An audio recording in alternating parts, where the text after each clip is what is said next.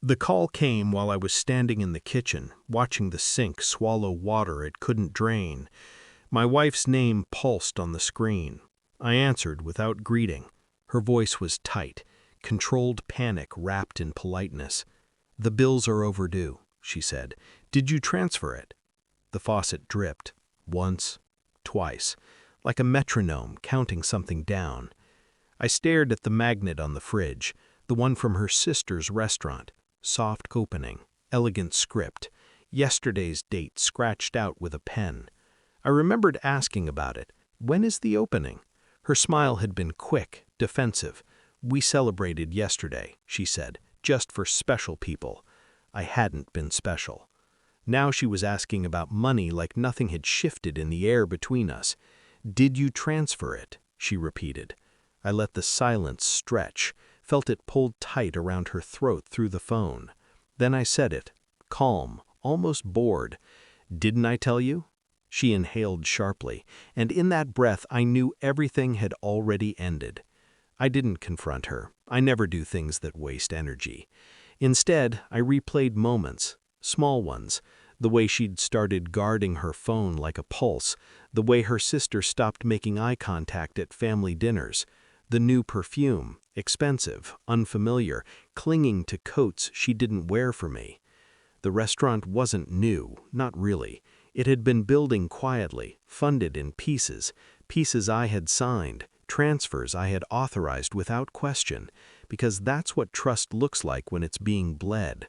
I'd asked about the opening because I wanted to be there, because husbands stand in the corner with a drink and pretend pride. But they hadn't wanted me in the room. Special people only. That phrase stayed with me, curled inward, sharp. At night she slept facing away from me. Her back was a closed door. I didn't touch her, didn't need to. Betrayal has a temperature. Once you feel it, everything else goes cold. I became observant, surgical. I checked the accounts first, found transfers I didn't remember approving, small enough to hide, frequent enough to matter.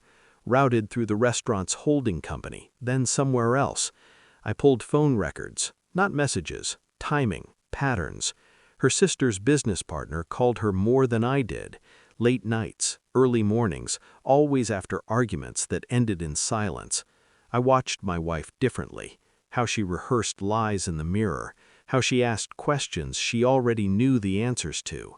I followed once, parked 2 streets away, watched her enter the restaurant after hours, lights off, door locked behind her. An hour passed. I felt nothing, not anger, not grief, just clarity assembling itself, piece by piece. I ordered a forensic audit like I was checking the weather. I hired a private accountant who didn't ask questions. At home, I smiled, paid for groceries, kissed her cheek. She thought she was winning because I was quiet. Quiet is where I do my best work. The report arrived on a Thursday. I read it once, then again, slowly, like scripture. The restaurant was a front. The money had been diverted, laundered, funneled into a joint account, her name, his name, the business partner. The affair wasn't romantic, it was efficient. I invited her to sit with me that night. No accusation, just paper on the table. She stared at it, didn't touch it. Her face collapsed in stages, confusion, fear, calculation. "I can explain," she said. I nodded. "I know." That broke her. Tears came fast, messy, loud. I stayed still, watched. When she reached for me, I leaned back. I told her what I'd already done. The accounts frozen, the investors notified, the sister cut off, the partner under audit. I'd moved my money days ago, quietly, cleanly. The overdue bills weren't a mistake, they were the trap. Her voice cracked. "You're ruining us." I shook my head. No. I stepped out of the way. She'd begged then, not for love, for time, for forgiveness framed as necessity. I stood, picked up my coat. She asked about the transfer again, one last time, desperate. I looked at her, really looked. "Didn't I tell you?" And I left her with the echo of her own words. I don't think about her anymore, not the way she wants me to. I think about precision, about how silence can dismantle a life faster than shouting ever could.